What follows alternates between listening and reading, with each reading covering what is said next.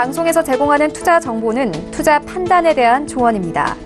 방송에서 제공하는 주식의 가치, 가격 상승 및 가격 하락에 대해서는 방송사에서 보장하지 않습니다.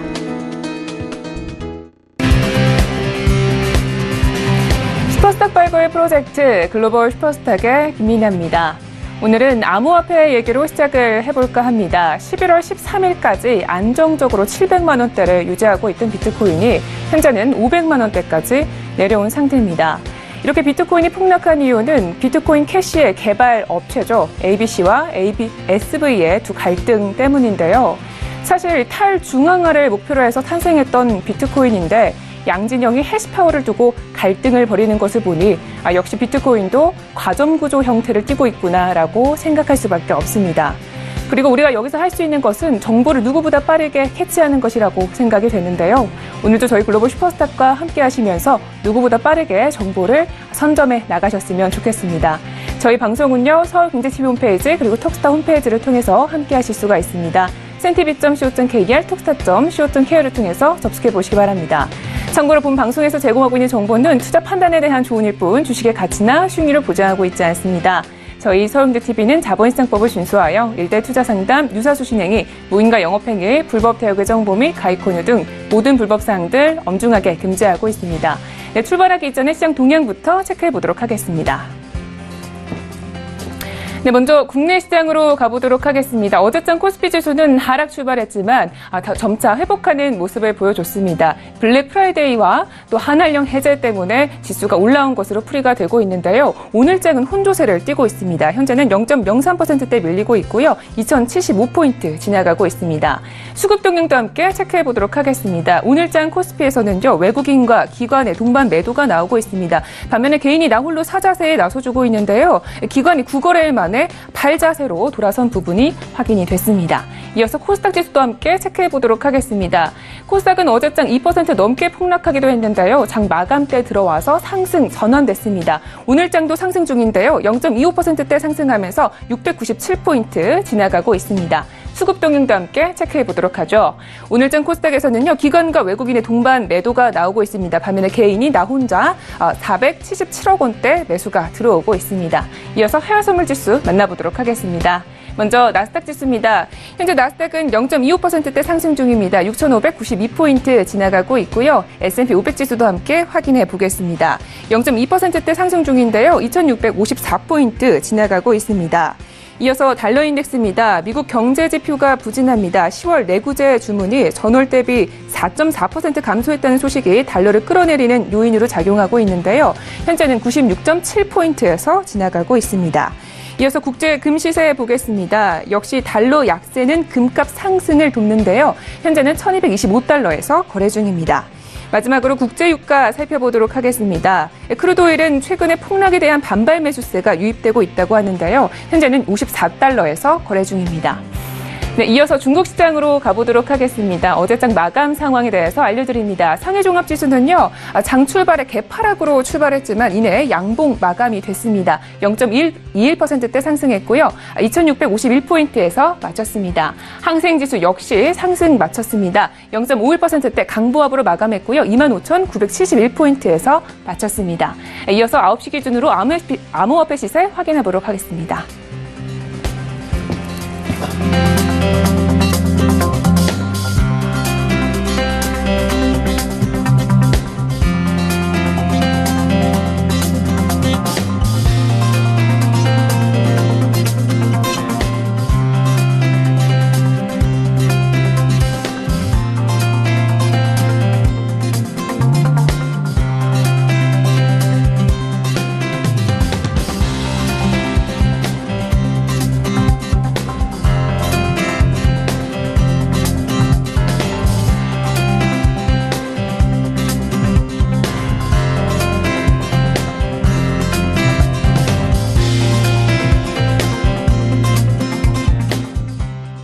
네, 글로벌 슈퍼스타 본격적으로 출발해 보도록 하겠습니다. 첫 번째 코너에서는요, 해외 이슈에 대해서 알아보는 시간이고요. 먼저 화면으로 이슈들 체크해 보겠습니다. 첫 번째 글로벌 이슈입니다. 미국 무역대표부가 무역 301조를 기반으로 한 조사 보고서를 발표했습니다. 보고서에는 중국의 왜곡된 무역 관행에 대한 지적이 포함돼 있어 양국 무역 전쟁에 대한 우려감이 재차 커지고 있는데요. 관련 소식 잠시 후에 알아보겠습니다. 두 번째 글로벌 이슈입니다. 국제 유가 시장에서는 오펙의 존재감 상실에 대한 문제가 수면 위로 떠오르고 있습니다. 오펙 대신 미국, 러시아, 사우디의 가격 지배력이 막강해지고 있다는 건데요. 이에 따른 국제 유가 움직임에 대해서 알아보는 시간을 마련했습니다. 네, 글로벌 이슈에 대해서 조금 더 자세하게 풀어보도록 하겠습니다. 오늘은요, 김동우 대표님과 함께합니다. 네, 대표님 안녕하세요. 네, 안녕하세요. 김동우입니다. 반갑습니다. 네, 반갑습니다. 자, 첫 번째 이슈부터 살펴보도록 하겠습니다. 미국 무역대표부가요, 중국의 무역 관행을 다시 한번 비난하고 나섰습니다. 국내를 비롯해서 여러 나라에 지금 현재 피해를 주고 있다는 건데요. 아무래도 네네. 무역 전쟁 합의에도 좀 큰 영향이 있을 것 같은데 시장은 좀 어떻게 분석하고 계신가요? 네, 지금 미국 무역대표부가 이제 중국이 미국과의 무역 전쟁을 이제 벌이면서도 기존의 어떤 불공정하고 불합리하며 그리고 시장을 왜곡하는 무역 관행을 고치지 못했다라고 얘기를 하면서 미국뿐만 아니라 한국이나 일본 등 이제 다른 나라에도 피해를 주고 있다고 이제 비난을 하고 있는데요.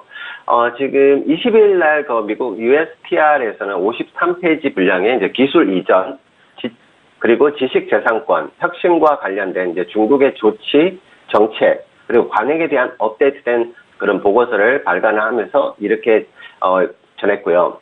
지금 로버트 라이트 하이저 USTR 대표도 성명에서 지난 3월에 발표한 무역법 제301조에 이제 기반을 둔 조사 보고서에서 업데이트를 완료를 했다라고 얘기를 했고요. 이제 보고서는 이제 중국이 불공정하고 불합리한 시장 왜곡적인 관행들을 근본적으로 수정하지 않았음을 보여준다고 강조를 했습니다.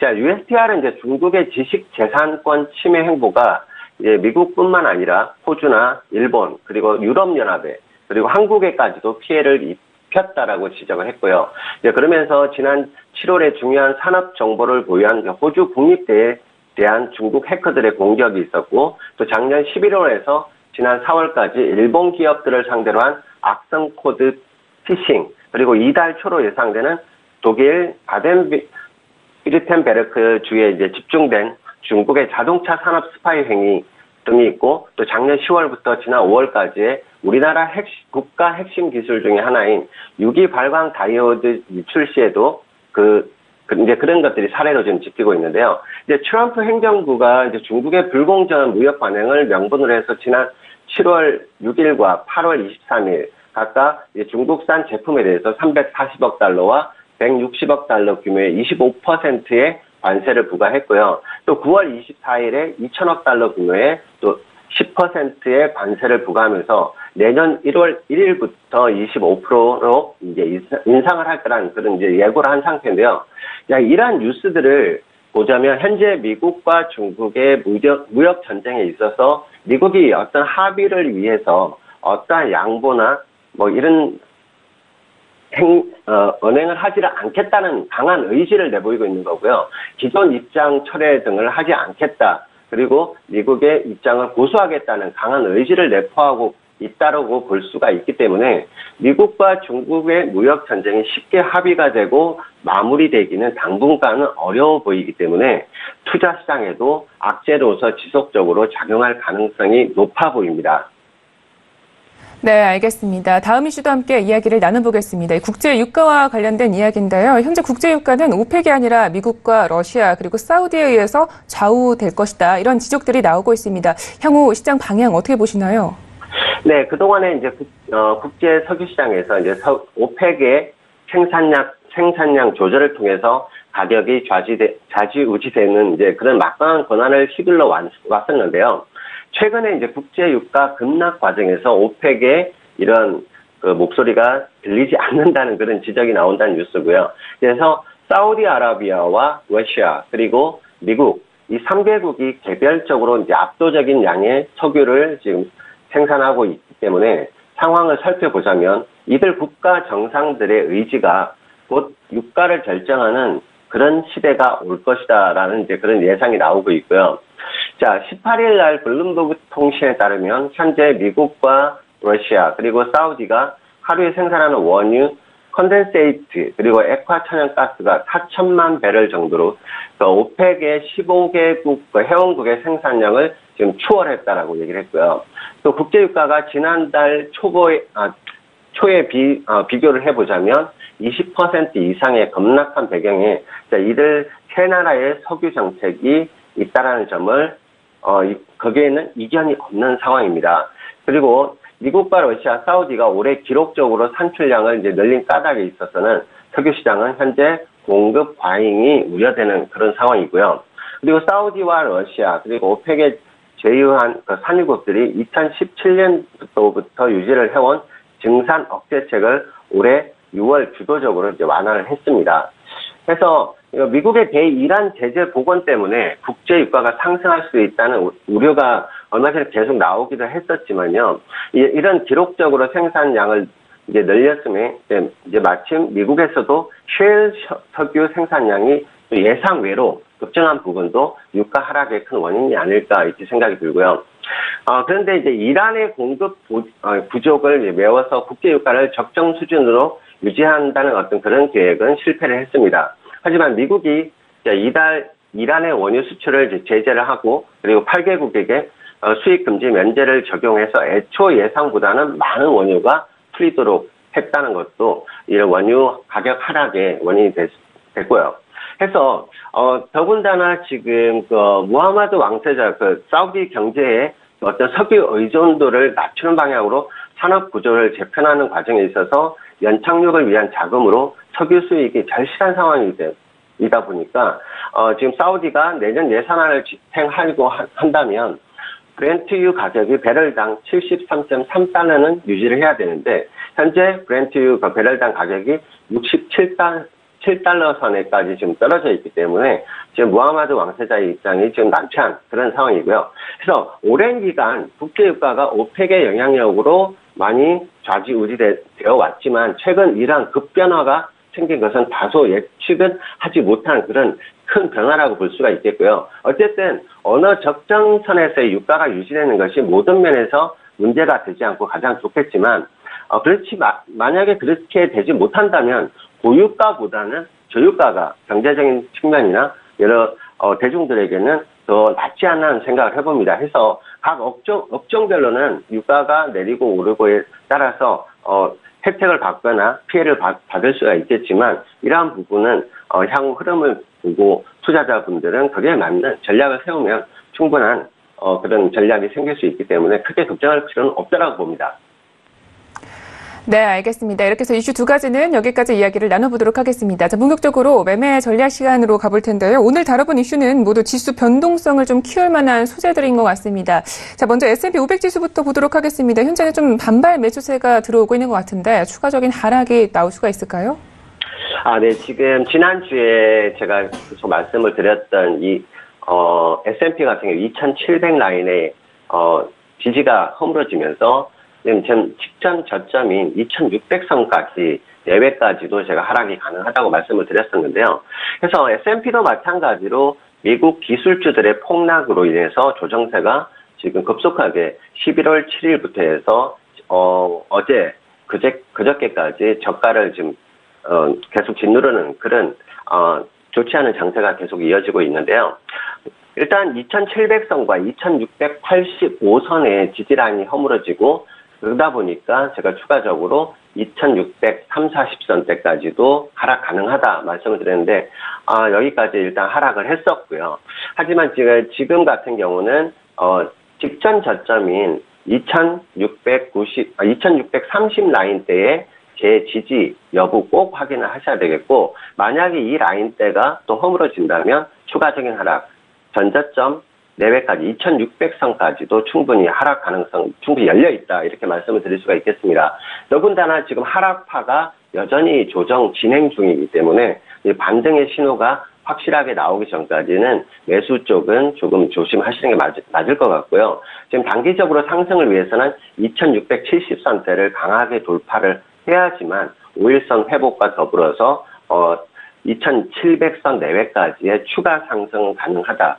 이렇게 말씀을 드릴 수 있습니다. 해서 단기 상승을 보자면 저가 지지 여부 확인하시고 단기 매수 가능하고요. 적다 이탈 시 추가적인 하락, 그리고 단기 상승을 위한다면 2670선의 강한 돌파 여부 확인하시기 바랍니다.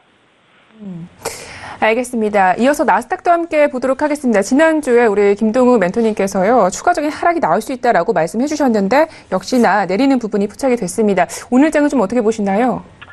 네, 지금 뭐 또 예상을 한 대로 나와서 하지만 이제 주식 시장이 좀 좋지 않은 방향으로 계속 가다 보니까 좀 암울한 시장이 되고 있는데요.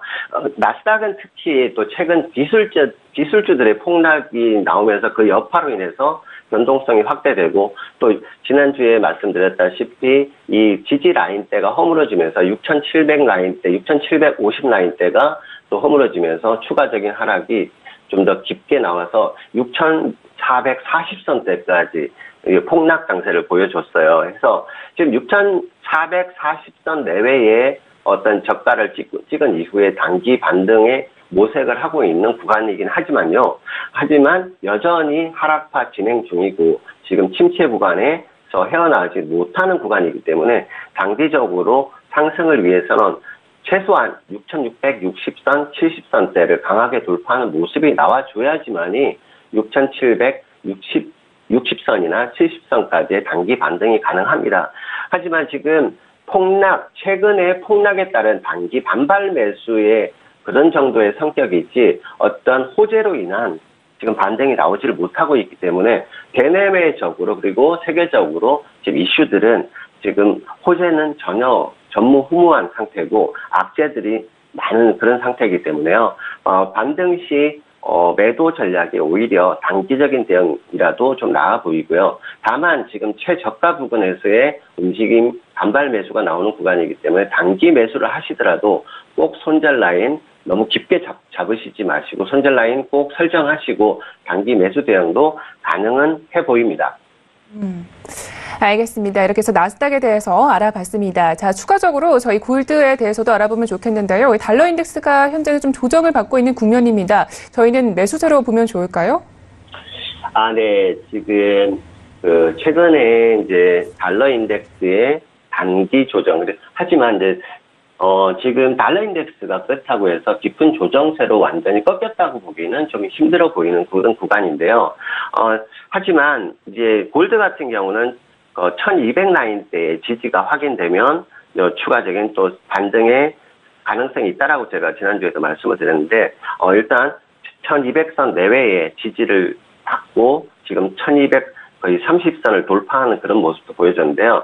지금 이제 달러 인덱스가 단기적으로 단기 조정이 나오다 보니까 거기다가 또 미국 지수 선물들 그리고 세계 주식시장 지수들이 많이 빠지다 보니까 그 여파로 인해서 오히려 골드 같은 경우는 상승을 한 그런 구간입니다. 하지만 지금 골드의 상승세가 강하게 나오기 위해서는 1235 라인대를 강하게 돌파하면서 1240선대까지는 단기적인 상승은 나올 수가 있겠고요. 여전히 상승파는 진행 중이기 때문에 눌림 시 그리고 1220 라인대의 지지만 있어준다면 단기적으로 추가적인 상승 1230선대 후반 그리고 1240선대까지도 일단 상승은 나올 수가 있겠습니다. 그래서 단기 매수 쪽 전략 드릴 수가 있겠고, 다만 손절 라인 1220선대가 이탈된다면 손절 라인 그쪽에서 잡으시면 되겠습니다. 네, 알겠습니다. 이어서 유로에 대해서 보도록 하겠습니다. 이 지정학적인 문제들로 인해서 양방향적 모멘텀이 모두 있다 이렇게 지적을 해주셨는데 오늘 장은 좀 어떻게 보시나요? 네, 이제 유로는 지난주에 말씀드렸던 그런 이슈들이 여전히 지금 현존해 있는 상황이지만 단지 이제 달러 인덱스만 보고 단순하게 이제 오늘은 설명을 해드릴 건데요. 이제 달러 인덱스가 최근에 조정을 좀 받다 보니까 지금 유로 같은 경우 1.1245 내외까지 최저가를 찍은 이후에 단기 반등을 지금 보였고, 현재는 지금 단기 급반등에 따른 또 단기 조정세가 나오고 있는 그런 상황인데요. 그래서 최근에 그런 달러 인덱스의 그 조정이 나오고 있지만 이제 확실한 조정세로 꺾였다고 보기는 아직은 어렵고요. 다만 그런 조정의 기미가 좀 보인다라는 그런 생각은 들어요. 해서 유로 같은 경우도 한번 눌림에서의 지지 여부 확인하시면 다시 한번 1.13700 내외의 지지만 될 수 있다면 다시 한번 추가적인 상승 시도가 나올 수 있을 거라고 보기 때문에요. 눌림시 매수 전략이 현재로서는 유리해 보입니다. 해서 1.13700 내외의 지지 라인 잡으시고 단기 매수 전략 펼쳐보신다면 다시 한번 1.15000 내외까지의 상승 시도가 나올 수 있을 것으로 보입니다. 네, 알겠습니다. 유로 같은 경우에는요, 이 눌림 시의 또 지지 여부를 꼭 확인을 하셔야겠습니다. 자, 마지막으로 크루드 오일에 대한 전략을 좀 짜볼까요? 네. 지금 가장 이슈가 되는데요. 지금 국제유가 같은 경우는, 지난 10월 3일부터 해서 76.55달러부터 해서 지금 52불대, 제가 지난주에도 52불대까지의 하락, 열려 있다라고 제가 언급을 드렸는데, 어쨌든 유가가 내린다는 건 오른다는 것보다는 훨씬 나은 호재라고 보여지고요. 제가 예상했던 자리 52불대까지 일단 저점을 찍은 이후에 지금 최근 급락에 대한 단기 반등을 시도는 중이지만 여전히 침체 구간은 진행 중이고요. 다만 이제 아무리 많이 떨어진다 하더라도 추가적인 하락은 충분히 나올 수 있다라고 보여져요. 해서 추가적인 하락 나온다면 50불대 선까지도 일단 염두에 두시고 생각을 하셔야 될 것 같고요. 지금 월봉 같은 경우도 지금 보시면 단기 반발 매수 쪽이 지금 나오고 있긴 하지만 지금 구간대가 지지가 되지 못한다면 추가적으로 또 추가 하락 나올 수 있어요. 그래서 최대로 보자면 50불대 선까지도 일단 열어는 두시고 대응하심이 좋을 듯이고요. 이제 다만 단기 전략으로만 보신다면 현재 급락에 따른 반등으로 해서 지금 현재 54불대의 지지 여부 확인이 된다면 다시 한번 56불대 선까지는 상승이 가능하겠고 거기에서 강한 상승으로 매수 신호가 나와준다면 추가적으로 57불대까지도 가능은 해 보입니다. 해서 현재 구간은 단기 매수로 들어가시더라도 단기 전략으로만 대응하시고 확실한 신호가 나오기 전까지는 추세적인 것보다는 단기 대응으로 그리고 저가가 이탈된다면 매도 쪽 공략도 가능해 보입니다. 네, 알겠습니다. 자, 이렇게 해서 글로벌 이슈 앤 가이드는 여기까지 이야기 듣도록 하겠습니다. 멘토님 오늘도 말씀 고맙습니다. 네, 감사합니다. 모두 성투하시고요. 다음 주에 뵙겠습니다.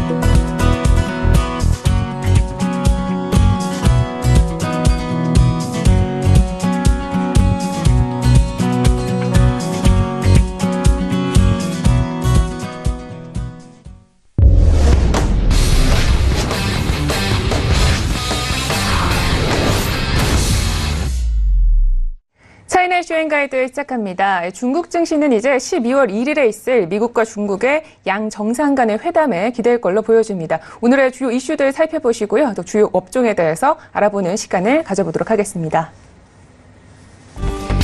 첫 번째 차이나 이슈입니다. 중국 자동차 시장 부진 속에서도 고급 외제차의 판매량은 급증하는 모습을 보이고 있습니다.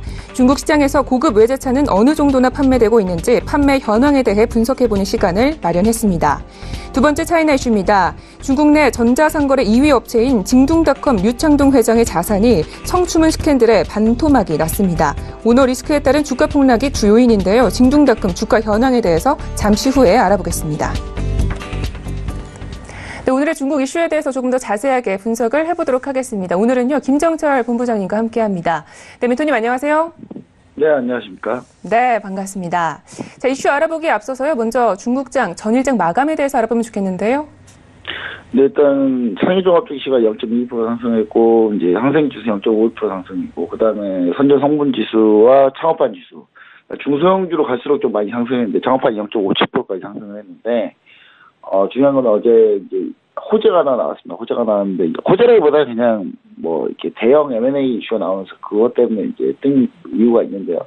어제 이제 그 중국의 최대 철강사인 바오산 철강하고, 그 다음에 바우산철과 합병을 해서 탄생한 바우강철이 현재 중국 최대 철강회사의 안산강철이랑 합병 이슈가 생기면서, 그러면서 이제 우리와 사이가 합치는 거거든요. 그러면서 이제 이 부분 때문에 대형 M&A 이슈 때문에 이제 철강 쪽에서 호재가 나오면서 철강주들이 급등을 하고, 그러면서 이제 중국 증시 어제 상승을 했다, 뭐 이렇게 보시면 좋을 것 같습니다. 어제 그 이슈가 좀 컸고요.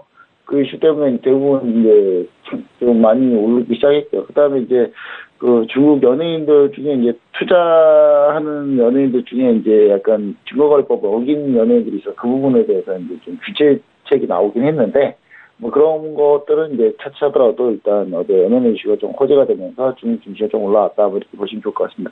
상해종합도 이슈 보시면은 상해종합도 이슈가 지금 계속 그래도 저점을 높여가면서 오늘 상승하고 있다는 부분이 중요합니다. 저점을 높여가면서 상승하고 있다. 지금 보시면은 10월 19일 저점이에요. 차트 보시면 10월 19일에 저점을 찍고, 그 다음에 다시 10월 30일에 또다시 이제 빵바닥을 찍어주고, 그 다음에 저점을 계속 높여가면서 지금 올라오고 있죠. 지금 보시면은 11월 12일날 다시 이제 조금씩 높였고요.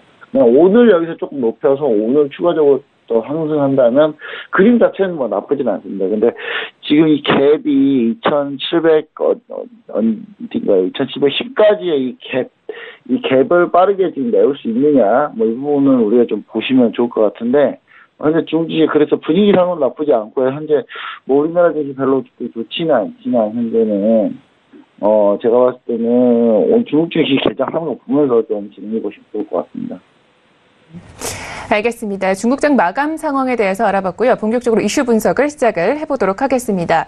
지난번에 중국의 자동차 판매 데이터를 보여주셨는데, 아무래도 중국차도 마찬가지로 현재 시장이 좀 부진한 상태였습니다. 그런데 현재 전기차 업종 그리고 외제차, 고급 외제차 부분은 좀 계속적으로 성장 중이라고 하는데요. 자세한 이야기 전해주시죠.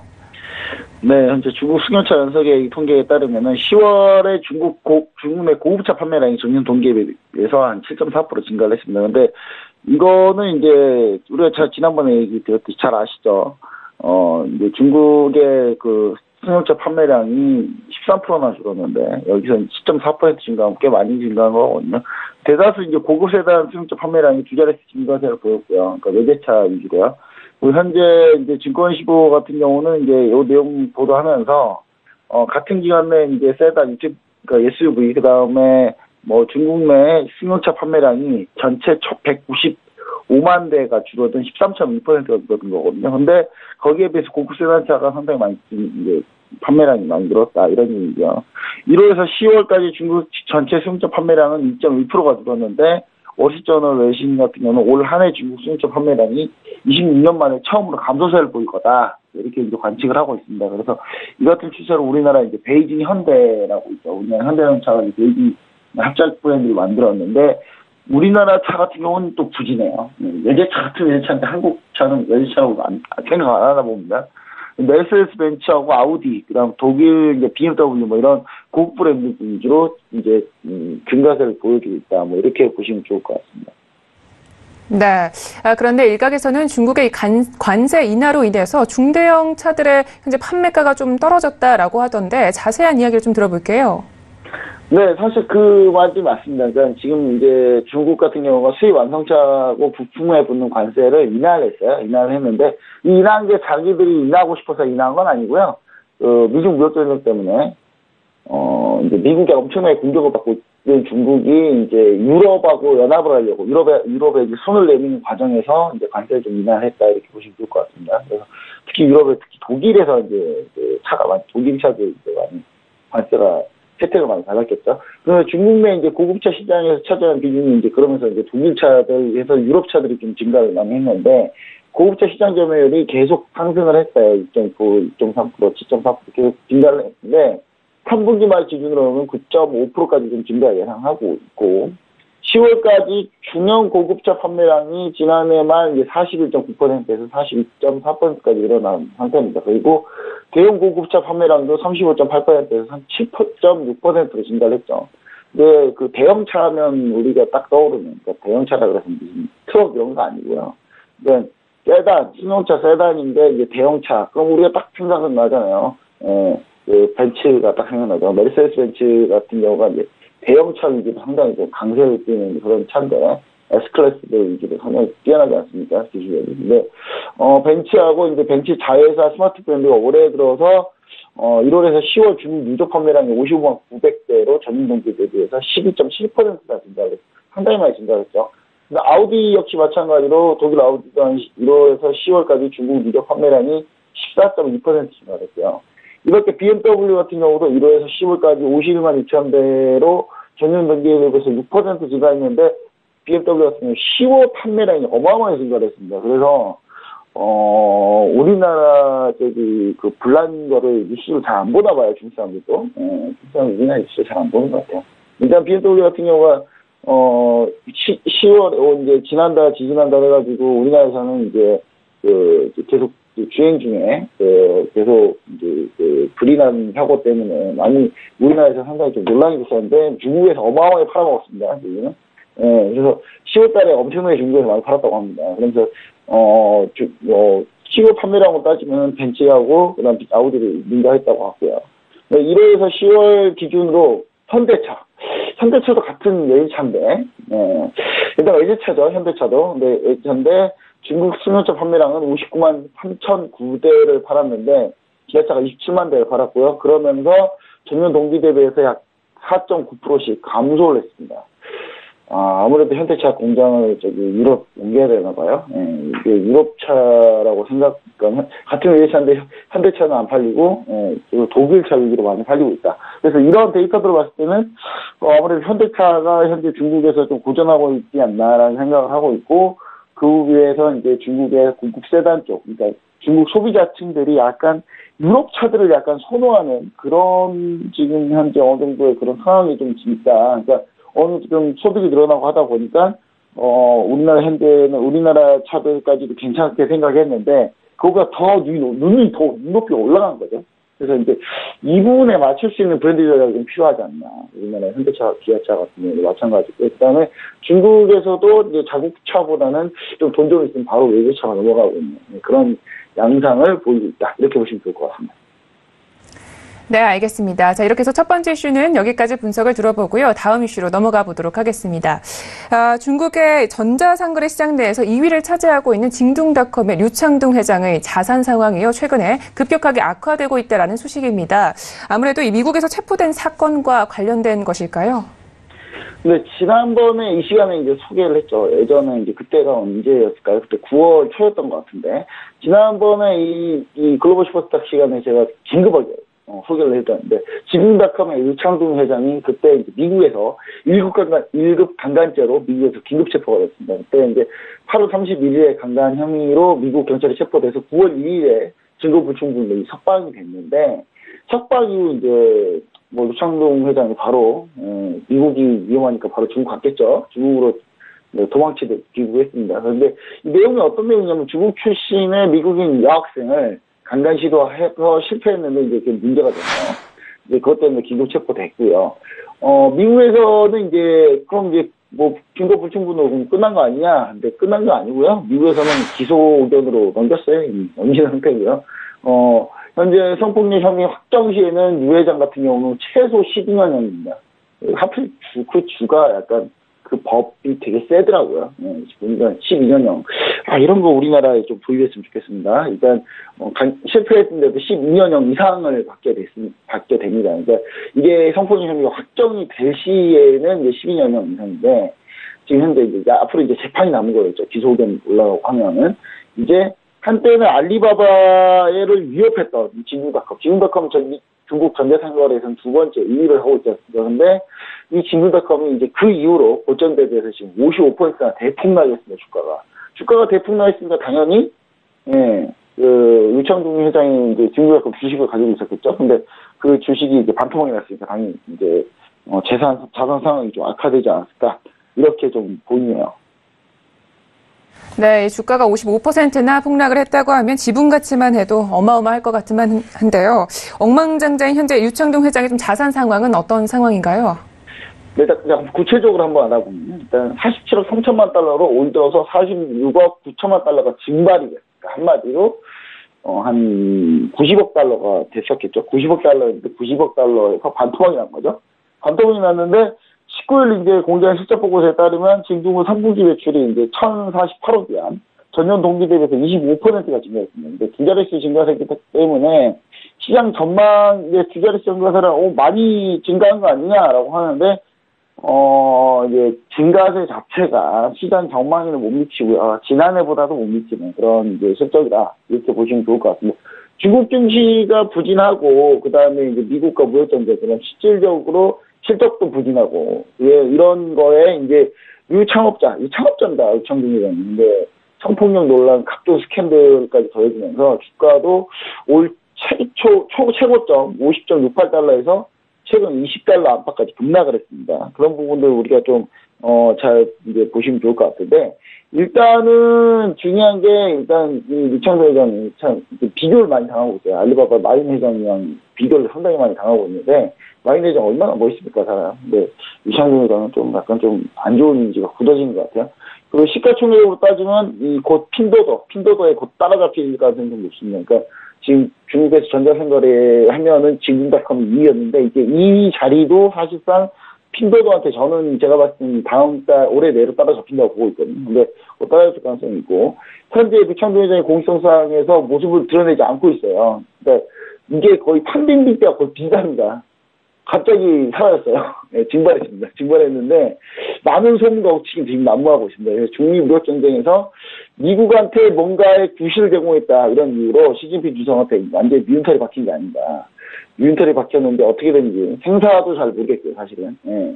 하여튼 증발했습니다. 증발한 상태고 10월 초인가요? 그때 한번 그 공식석상 그때 무슨 영국 무슨 왕실 결혼식 그때 한번 간 뒤로 그 뒤로 지금도 지금 힘적이 아예 없습니다. 네, 상당히 좀 궁금한 그런 상황인데, 우리 세간에 관심, 판빙빙이 증발할 때 관심이 많았는데, 유창도 회장이 증발하니까, 별로 범죄를 저지른 사람이 그런지, 별로 관심들이 다들 없는 그런 상황입니다.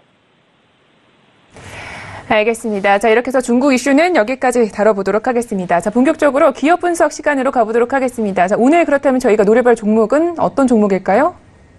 네, 어제 이제 국유기업 관련해서 상당히 큰 이슈가 나왔지 않습니까? 철강회사가 국유기업인데요. 네, 그래서 오늘 제가 국유기업 관련 종목을 좀 가지고 나왔는데요. 먼저 곤륜 에너지입니다. 곤륜 에너지. 곤륜 에너지. 이름이 나쁘지 않죠, 곤륜. 네.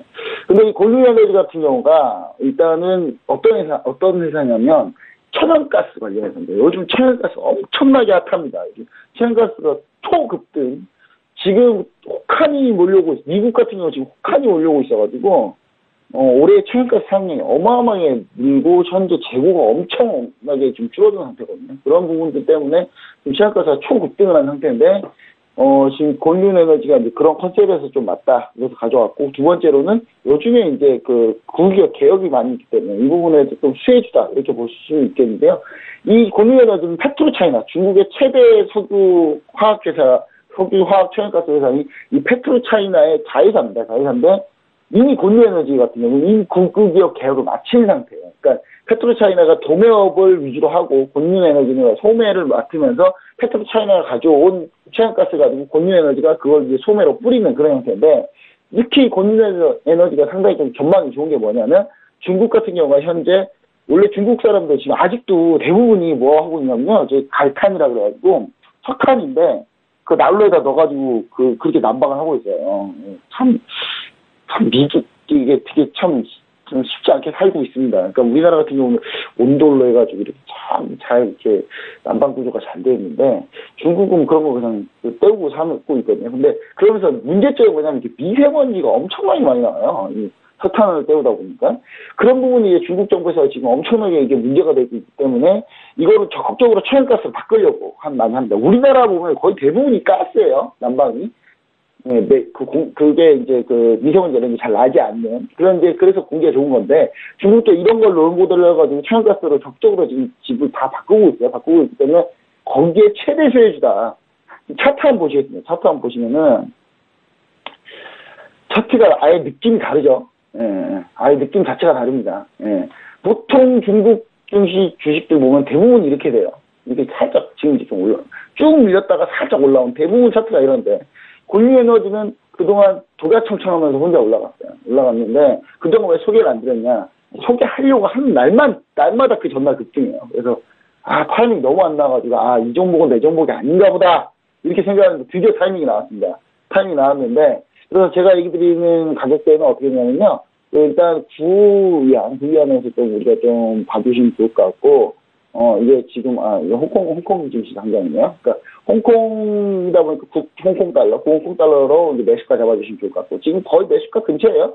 그리고 이제 그 위에 밑에 라인에 8.4 홍콩 달러 해가지고 요 밑에 라인 양쪽에서 이 밑에 라인에서 좀 분할 매수 대응해 주시고 8위안이 깨지면 8.100 뭐 이렇게 되겠는데 8위안이 깨지면 손들어다 생각하시고 이쪽에서 매수를 잡아보시면 상당히 좀 좋지 않나 이렇게 좀 생각이 듭니다. 그래서 이 부분을 잘 대응해 보시고요. 목표가는 일단은 그 전고점이 한 8.9위안 9.9 홍콩달러, 9.9 홍콩달러 정도 되거든요. 목표가 그 전고점인데 그 전고점에서 한번 털어주시고 그 다음이 이제 직전고점 해가지고 뭐 12 홍콩달러 이 정도까지 수준까지 가니까 일단 2차 목표가 먼저 시즌을 써가지고 10% 정도 수익을 내고 절반 정도 털고 올라간다 이렇게 보시면 좋을 것 같고 중장기적으로 상당히 좋은 종목이니까요. 이 부분 상당히 좀 우리가 관심 있게 지켜보시면 좋을 것 같습니다.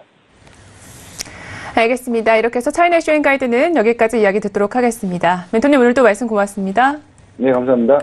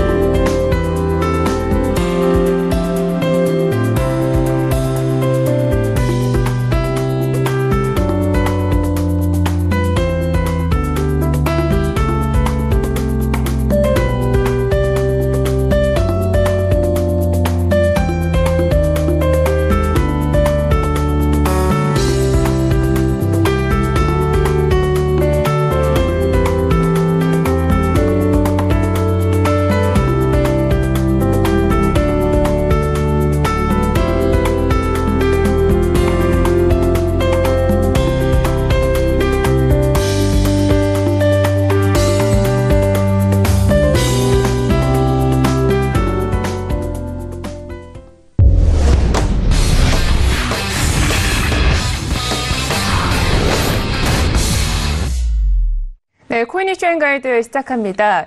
현재 업비트 기준으로 비트코인은요, 529만 원대에서 거래 중입니다. 오늘은 이렇게까지 추락한 원인에 대해서 분석해보는 시간을 마련했습니다. 첫 번째 코인 이슈입니다. 암호화폐 투자자라면 작년 12월 급락장을 기억하실 텐데요. 최근 지속 중인 암호화폐 시장 하락장이 다시 한번 크리스마스 악몽을 재현하는 것 아니냐는 우려가 시장을 잠식하고 있습니다. 잠시 후에 관련 소식에 대해서 자세히 분석을 해보겠습니다. 두 번째 코인 이슈에서는요. 금융상품 추천 플랫폼으로 인기를 얻은 핀테크 스타트업 핀다가 블록체인 사업에 새롭게 진출했습니다.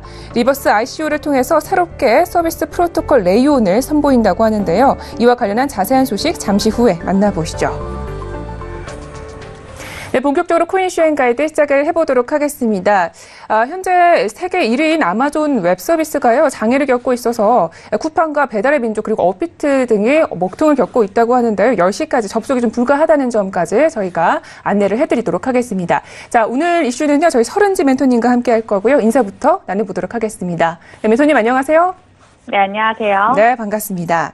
자, 첫 번째 이슈부터 살펴보도록 하겠습니다. 최근에 코인 하락세가 두드러지고 있습니다. 최근에 이 시세 동향에 대해서 좀 분석을 해볼까요? 네, 비트코인 캐시의 하드포크 사태가 촉발한 이후로 이제 하락장이 심상치가 않습니다.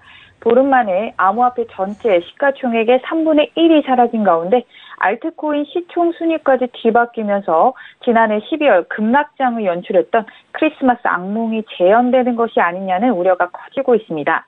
다만 일각에서는 이번 폭락을 시장 진입의 기회로 봐야 한다는 목소리도 나오고 있습니다.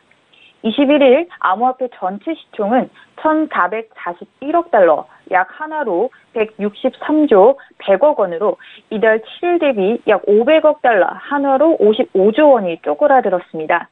비트코인은 국내 암호화폐 거래소 빗썸을 기준 510만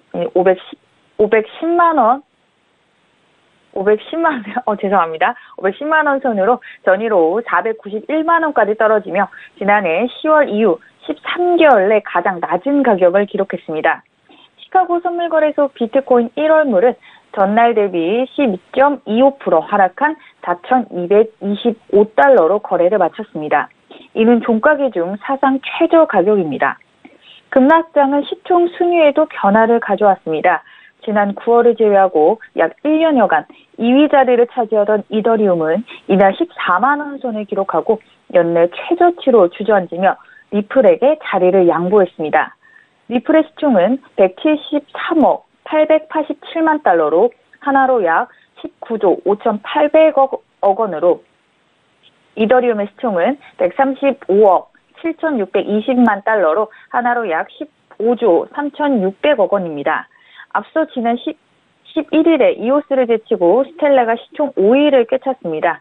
21일 기준 스텔라의 시총은 약 86억 원으로 하나로는 약 4조 원에 이르고요. 그리고 또 이오스는 33억 원으로 하나로는 약 3조억 원에 이르며 스텔라가 약 4천억 원 앞서 있는 상황입니다. 네, 우리 투자자분들의 피해가 만만치 않을 것 같은데요. 이번 하락장의 가장 큰 요인은 무엇일까요? 네, 이번 하락장의 가장 큰 원인으로 지목된 비트코인 캐시는 지난 7일 하드포크에 대한 기대감이 석반영되면서 71만 원을 찍은 후 줄곧 내리막길을 걷고 있습니다. 하드포크 당일인 지난 16일 비트코인 캐시 가격은 51만 원을 기록한 후 연이어 하락해 21일 기준 약 27만 원 선에서 거래가 되고 있습니다. 이는 고점 대비 3분의 1 수준이고요. 자, 사태를 촉발한 비트코인 캐시 ABC와 비트코인 캐시 SV 진영은 시장 참여자들의 우려에도 갈등을 멈추지 않고 있습니다. 비트코인 캐시 SV 진영의 크레이그 라이트 엔체인 수석 연구원은 자신이 비트코인 백서를 쓴 사토시 나카모토라고 주장한 인물로 반대 진영의 우지한 비트메인 대표와 첨예한 설전을 벌이고 있습니다. 라이트 수석 연구원은 지난 14일 자신의 트위터를 통해 채굴자들이 비트코인 캐시 ABC 진영에 편에 들면 비트코인 시장은 무너질 것이라며 비트코인이 $1,000 수준이 되도록 날 내버려둔 것이다 라고 언급했습니다. 그의 발언 이후 시장에서는 하락장의 도래에 대한 전반적인 공포감이 조성됐습니다. 반대 진영인 비트코인 캐시 ABC 측의 옹호론자인 로저버 비트코인닷컴 대표는 이날 비트코인 캐시 하드포크를 두고 발생한 해시 전쟁에서 암호화폐 생태계 전반이 손해를 봤고 암호화폐 생태계 구성원들이 노력과 자본을 들여 전 세계적으로 유용한 금융도구를 개발하기 위해 애썼는데 결과적으로 세력 간 흠집내기로 이어졌다고 평가를 했습니다. 아무래도 비트코인 캐시의 하드포크 이후 논쟁이 가라앉지 않고 있어 이게 투자 심리의 강한 위축으로 이어진 걸로 보입니다.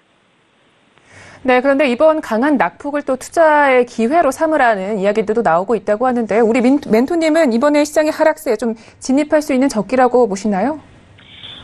낮은 가격은 평단가를 낮출 수 있는 기회이긴 합니다.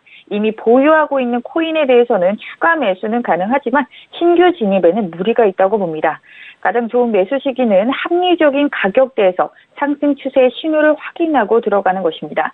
지금은 너무 하락이 지배적인 장이기 때문에 투자 심리가 전반적으로 개선될 때까지 기다렸다가 진입하시는 게 좋습니다. 장기화가 될 수 있기 때문에 신규 매수는 좀 더 기다렸다가 진입하시길 추천드릴게요. 네, 알겠습니다. 첫 번째 이슈는 여기까지 분석을 해보고요. 다음 이슈도 함께 이야기를 나눠보겠습니다. 핀테크 스타트업 업체인 핀다가 리버스 ICO를 단행했다고요? 네, 나도 대출을 받을 수 있을까라고 생각하기도 전에 금융기관이 먼저 직접 맞춤 대출을 제안한다면 레이온 프로젝트가 떠올리는 미래 대출 시장의 모습일 겁니다. 금융상품 추천 플랫폼으로 이름을 알린 핀테크 스타트업 핀다는 대출에 집중한 서비스를 출시하고자 리버스 암호화폐 공개를 택했습니다. 지금까지 핀다는 금융기관과 제휴해 정보를 제공받고 그 정보를 토대로 이용자에게 금융상품을 추천해주는 그런 사업을 해왔습니다. 금융기관과 고객을 잇는 미들맨의 역할을 해온 것이죠. 그런데 블록체인은 미들맨을 없애는 탈중앙화를 목표로 삼은 기술입니다. 핀다는 왜 블록체인 사업에 뛰어들었을까요? 자, 이에미 레이온 대표는 핀다 창업 당시부터 금융의 투명성을 최대화하는 게 목표였고 투명성이 제일 필요한 분야는 대출이라고 생각했다며 이제 대출 상품은 추천 시 형평성을 유지하는 데 한계가 있다고 말했습니다. 이어 핀다의 기존 사업 방식과는 다르지만 투명성을 극대화할 수 있는 기술이 블록체인이기 때문에 레이온 프로젝트를 시작했다고 덧붙였습니다. 기존 핀다에서는 대출 상품 위에도 투자 상품, 신용카드까지 다뤘지만 레이온은 대출에만 집중한다고 하네요. 네, 좀 더 효율적인 이 금융 상품들이 나올 수 있겠습니다. 자, 그렇다면 저희 레이온 프로젝트에 대해서 조금 더 자세하게 풀어볼 수가 있을까요? 네. 레이온은 이제 블록체인 메인넷과 탈중앙화 애플리케이션이 있는 서비스 프로토콜입니다. 기업들이 메인넷 위에서 효과적으로 서비스를 제공할 수 있도록 하는 인터페이스 역할을 맡습니다. 레이온은 스마트 계약, 데이터 기반 대출 매칭 알고리즘, 대출 기관을 위한 앱, 데이터 선별 도구 등이 이제 포함이 됩니다. 서비스 제공자들이 대출 전용 마켓플레이스를 구축할 수 있도록 소프트웨어 개발 키트 등 인프라를 제공하는 개념이고 기존 파트너서로부터 우선 제공할 예정이라고 합니다. 레이온 프로토콜을 통해 출시될 첫 번째 D앱은 이미 존재하는 핀다가 될 예정이며 기존 대출 관련 서비스에 블록체인 기술을 적용한 블록체인 기반 대출 역제한 서비스가 첫 타자로 준비하고 있습니다. 서비스는 이용자가 간단한 데이터를 입력하면 연동된 금융기관에 의해 정보가 업로드되는 것으로 시작이 됩니다. 이때 이용자들은 데이터 입력에 따른 보상을 RYN 토큰을 받을 수 있고요. 이후 금융기관 등 대출 사용자가 미리 설정해놓은 기준에 따라 정보가 걸러지고 이 정보를 확인하는 제공자는 이용자에게 대출을 제안합니다. 이 모든 과정은 스마트 계약으로 투명하게 이루어집니다. 알겠습니다. 자, 이렇게 해서 코인 이슈 앤 가이드는 여기까지 이야기를 들어보도록 하겠습니다. 멘토님 오늘도 말씀 고맙습니다. 네, 감사합니다. 네, 오늘도 저희 글로벌 슈퍼스탁은 해외 선물과 중국 주식 그리고 암호화폐까지 전 세계를 대상으로 유망 투자 종목 발굴하기 위해서 열심히 달려왔습니다. 참고로 본 방송에서 제공하고 있는 정보는 투자 판단에 대한 조언일 뿐 주식의 가치나 수익률을 보장하고 있지 않습니다. 저희 서영주TV는 자본시장법을 준수하여 일대일 투자 상담, 유사수신행위, 무인가 영업행위, 불법 대여기 정보 및 가입 권유 등 모든 불법 사항들 엄중하게 금지하고 있습니다. 오늘도 성공적인 투자 판단하시고요. 저희는 내일 이 시간 찾아뵙겠습니다. 함께해 주신 여러분 고맙습니다.